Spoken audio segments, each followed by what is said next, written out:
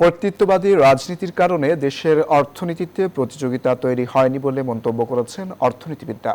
রোববার রাজধানীতে নাগরিক প্ল্যাটফর্ম আয়োজিত এক অনুষ্ঠানে তারা বলেন, উন্নয়নের বয়ান ছিল অতিরঞ্জিত।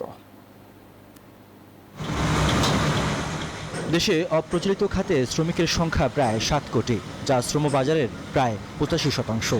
কৃষক, দিনমজুর, গৃহকর্মী সহ বিপুল এই শ্রমিকদের নাই কোনো রাষ্ট্রীয় স্বীকৃতি, পায় না আইনি সুরক্ষাও। আজকের অনুষ্ঠানে যে রোববার রাজধানীতে নাগরিক প্ল্যাটফর্ম আয়োজিত বাংলাদেশ রিফর্ম ট্রেকারের উদ্বোধনী অনুষ্ঠানে শ্রম সংশ্লিষ্টরা অভিযোগ করেন, সরকার শ্রমিকদের সুরক্ষার কথা বললেও তা শুধু আইনের বইয়ে সীমাবদ্ধ। এইটা হলো আমরা বলছি যে এটা বাস্তবায়নের। এ সময় শ্রম উপদেষ্টা বলেন, সময় স্বল্পতার কারণে অপ্রচলিত খাতের শ্রমিকদের আইনি সুরক্ষার মধ্যে আনা যায়নি। আমার মনে হয় বাংলাদেশে যে লেবার একটা হয়েছে, এর চেয়ে ভালো লেবার বাংলাদেশে করা সম্ভব ছিল না। আমি কিন্তু এখনো ওই I am under the fire. নতুন রিন গভীর থেকে পরিষ্কার করে কাপড়কে রাখে নতুনের মতো উজ্জ্বল। নতুন Rin advanced powder. I am under the fire of employers. ওনারা মনে করেন যে আমি টোটালি ওয়ার্কারদের পক্ষে চলে গেছি।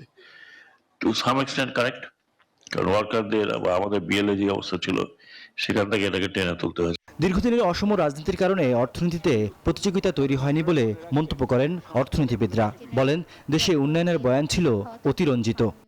তারা একটি প্রতিযোগিতাপূর্ণ রাজনীতি বন্ধ করেনি, এই প্রতিযোগিতাহীন রাজনীতি একটি প্রতিযোগিতাহীন অর্থনীতির দিকে তারা নিয়ে গেছিল, এবং এই প্রতিযোগিতাহীন অর্থনীতির ফলে বাংলাদেশে যেই উন্নয়নের বয়ান সৃষ্টি হয়েছিল তা যে শুধু অনেক ক্ষেত্রেই অতিরঞ্জিত ছিল তা না, অনেক ক্ষেত্রে এটার অংশগ্রহণমূলক ছিল না। এবং অনুষ্ঠানে দীর্ঘদিন ধরে উচ্চ সুদহার ও ব্যাংকিং খাতের উচ্চ খেলাফি ঋণ নিয়ে উদ্বেগ প্রকাশ করেন ব্যবসায়ীরা। Macro economic. Riyaz Suman, news 24, Dhaka.